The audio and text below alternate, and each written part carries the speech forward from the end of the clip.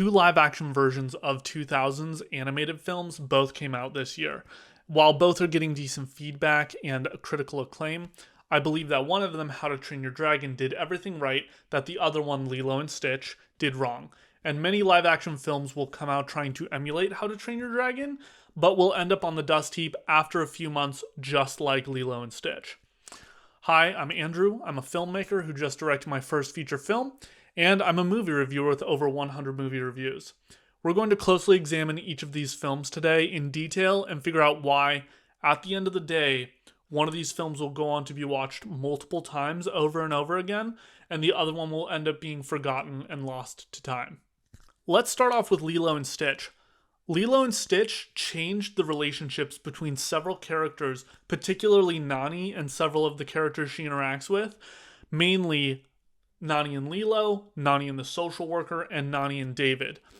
These changes really went and dramatically reduced the intrigue that these characters had and made them into more caricatures of themselves than actual characters. They really destroyed the character of David, who went from a character who saved the day multiple times, such as getting Nani a job, saving Stitch in the ocean, to a bumbling idiot who's there to provide someone for there to be chemistry with between Nani and David. And spoiler alert, that chemistry wasn't great. Then there was the social worker, who ends up getting split into two characters, the female social worker and the government agent, and that change made both of those characters flat and uninteresting. Whereas in the animated film, you had this really interesting dynamic character who was a social worker, and then you find out he's also a government agent. In the new version, they're completely separate characters, and the government agent fakes his way into becoming one of the social workers in order to get a chance to more closely examine Stitch. And then Nani literally gives up Lilo to the government. The whole point of the animated film was Ohana and family, and she gives that up to give Lilo to the government and goes to San Diego to study marine biology. There are so many people who have pointed out how dumb and stupid this is, but I will also point out how dumb and stupid it is. The changing of these relationships really changes the intention of the original movie, where it was a story about sisters coming together and learning to overcome hardship while remaining an Ohana, remaining a family no matter what. Nani never willingly chose to give up Lilo, whereas in the new one, she chooses to give up Lilo in order to pursue these dreams. And I know some people will argue that, well, she wasn't really giving up Lilo. She still had access to visit Lilo and it was to her neighbor. It doesn't matter. That was not the point of the original movie. It should not have been changed. Someone pointed out, and I thought this was very interesting, that in the animated film, Nani witnesses Lilo make that prayer, make that wish to get a best friend, a guardian angel. And that is what inspires her to take her to the pound to go find a dog, to go find a best friend, a guardian angel for her. But that piece of Nani's character is completely removed in the live action version. She doesn't go take Lilo to go get a dog. The neighbor does it because she thinks it's time that Lilo takes on some responsibility and has something to take care of. And removing that decision removes a lot of the impetus that Nani had as a character that made her so interesting and unique.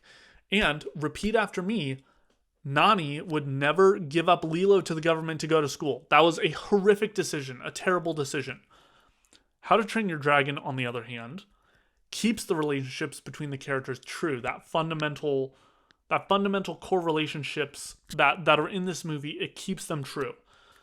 It is longer. It's about 20 minutes longer than the other one, but that extra length serves to build the relationships further between Stoic and Hiccup, Hiccup and Toothless, and Hiccup and Astrid. Stoic and Hiccup have more moments together, and the moments that they have together are extended, and I think it really allows us to see that father-son dynamic that we didn't really get in the first animated film that was expanded upon in the second animated film. And let me rephrase that. It's not that we didn't get it in the first one. We're just getting more of it in the live action version. We also get a little bit more of Hiccup and Toothless, mainly in the extended flight sequences that are amazing and breathtaking. I'll talk about those more later. And then Hiccup and Astrid are developed further in this film, particularly because Astrid was given more to do. She was given more of a character, and she was able to be a little bit more of a foil to Hiccup, which I think was a good decision. And it was a good decision to make Astrid more of a character in this film. These changes aren't super significant, but it gives them more space to grow on in the further in the sequel, and probably sequels, because this film will get multiple sequels. But they don't fundamentally change the relationships in How to Train Your Dragon, unlike they did in Lilo and Stitch. Which leads me to my next point. Lilo and Stitch changed some major story beats. That would be getting rid of Gontu, destroying Jumba's character arc, and treating him like an idiot, and getting rid of the super intense chase sequence at the end, and then removing Stitch's rescue mission of Lilo. Obviously, Gontu was on the chopping block for a company that doesn't seem to finish CGI in movies. It's no secret that the CGI in Disney's films has been lackluster at best and abominable at worst recently. But he was a big CGI character, and I guess their argument was they wouldn't have finished it. But I think that the movie suffers because there isn't a good villain in the film. Coffee break. That leads me to the other characters who are CGI in the film, Jumba and Pleakley. And Jumba specifically was changed to be the villain, which is terrible. In the animated film, he is a villain, and he is one of the villains, but he has that redemptive character arc, and so you're able to have different types of villains in the same movie that are all working toward the same goal, which is to get Stitch. But because he has a redemptive character arc, he becomes part of that family. He becomes part of the Ohana, and he further emphasizes the point that you are not necessarily born bad, you choose to be bad, and you can then choose to be good, which is very similar to the lesson that Stitch learns. And so changing that, I think, disrupting and destroying Jumba's character was a terrible decision that made this film worse. That also means that we don't have the cool chase sequence at the end with the two alien spaceships and Stitch convincing Jumba to change and convincing him to grab his ship so that they could go rescue Lilo.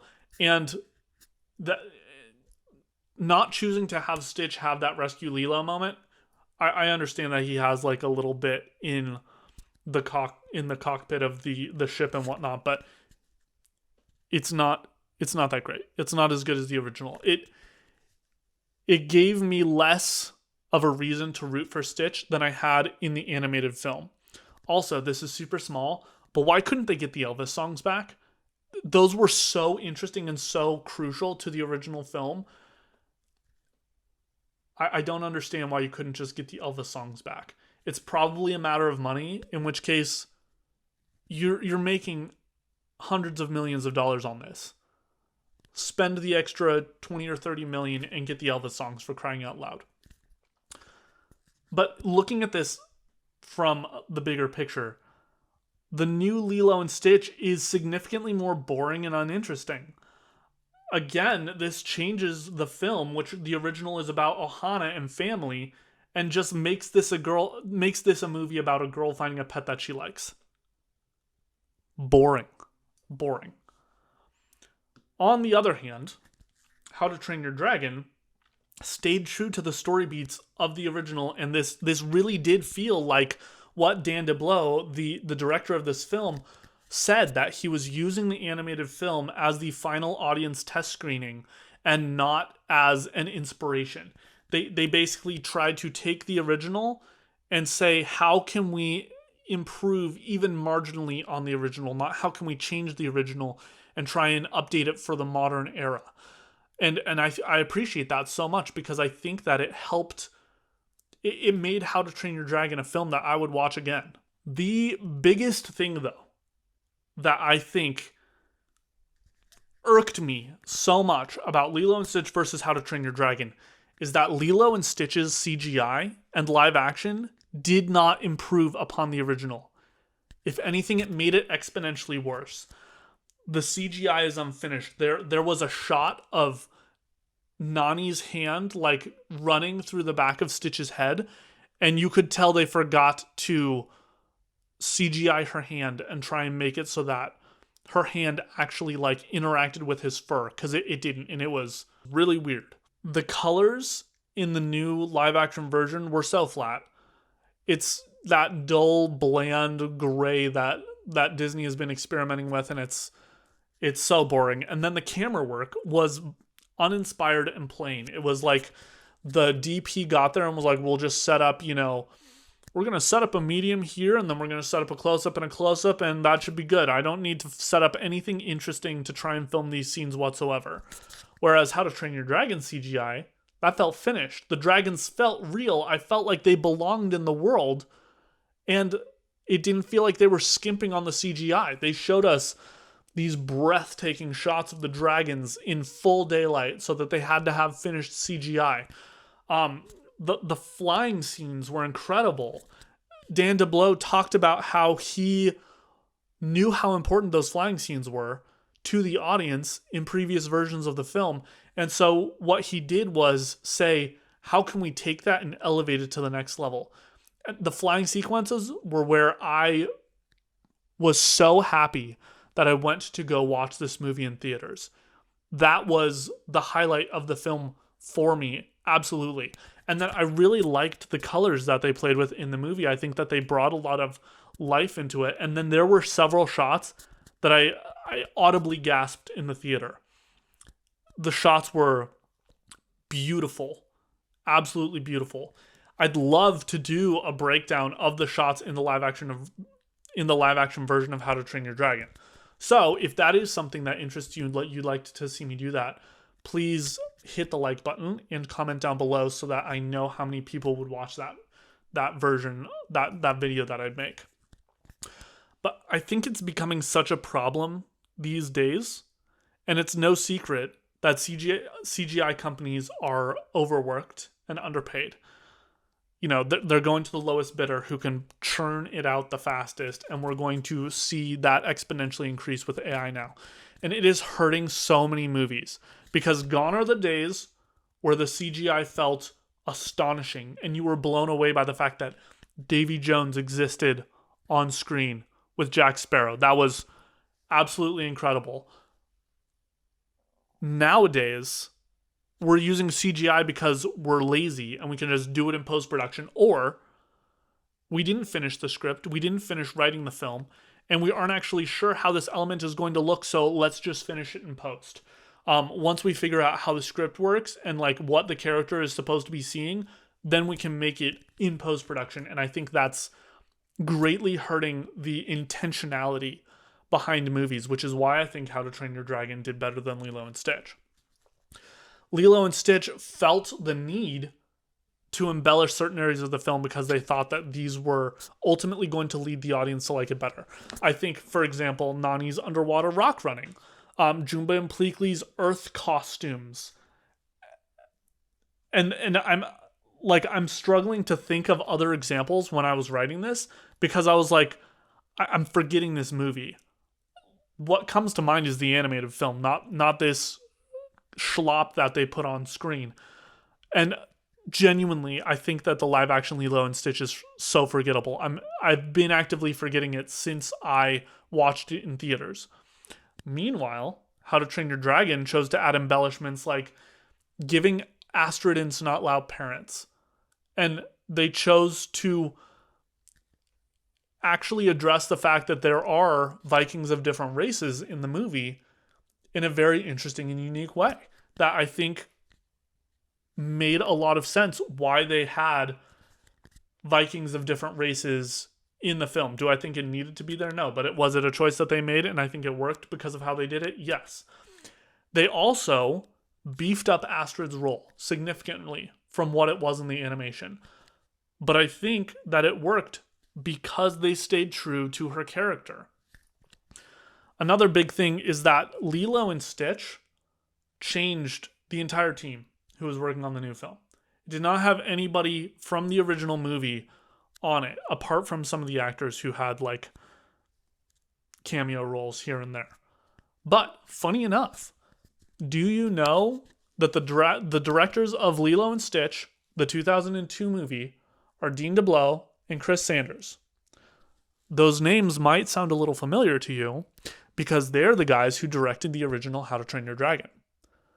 The same guys, but they didn't bring Dean or Chris back to work on the new live action Lilo and Stitch, but Dan DeBlow came back to write and direct the live action version of How to Train Your Dragon, and so did John Powell. He came back to write the score, and he made some changes to the score, and it allowed them to stay very, very true to the original work and to enhance it. You know, maybe they had ideas of, I would have added this if I had more time, I had more budget. So they chose to do that. Also, fun fact, the live action version of How to Train Your Dragon is actually cheaper than the animated version of How to Train Your Dragon. That's not adjusted for inflation. So I believe adjusted for inflation, it's significantly cheaper. The biggest kicker for me personally was just the experience of watching these movies. With Lilo and Stitch, I was actively bored in the theaters, and I couldn't help but think that I could just be watching the original animated film instead. All I was thinking about was this worked so much better and looked so much better in the animated version of this film, so why wouldn't I just go watch that again? That has been my experience with almost every single Disney live action film, bar like 3 movies, is I could just be watching the animated version of this film that is better than this. With Lilo and Stitch, I did not like the changes that they made to this film, and I would definitely never choose to put this movie on again. When I was sitting and watching How to Train Your Dragon yesterday, I was able to separate this version of the film from the animated version, and I was able to enjoy the live action version for what it was and what it was trying to do. That was something that I did not expect. I thought I was going to have the same experience as I have had in the live action versions of Lilo and Stitch, Snow White, all of the other Disney films. I thought I was going to be thinking the entire time, well, I could just be watching this in animated form. But I think that it worked well enough that I can watch them and see them as separate things. And I would choose to put on the live action version of How to Train Your Dragon again. I really liked the sequence where they are flying for the first time. That first flight was absolutely incredible. The new camera work was gorgeous. It was so cool to see it in live action. I think what I'm most excited for in regards to the live action version of How to Train Your Dragon is what they're going to do with the sequel. Because it's already been greenlit. It's going to happen. But I think that the second animated How to Train Your Dragon is the weakest of the trilogy, and it has the most pacing problems. So they could take that and radically improve it in the live action version. And they could even potentially go in an alternate version, like an alternate direction of what it would be. Potentially they could have like 2 different branches of like different realities. I don't know how well that would work, but it is an option. But I'm excited to see what Dean DeBlow improves on it. I think I've been saying Dan this whole time. It's Dean. Obviously, in the second movie, I think that Stoic's death and the funeral pyre, the funeral ship, that is the best sequence of the trilogy. I don't think that's very contested whatsoever. So I hope that remains the same, but I am still excited to see what Dean DeBlow's team does and where they go from there. At the end of the day, we aren't going to stop getting live action versions of movies.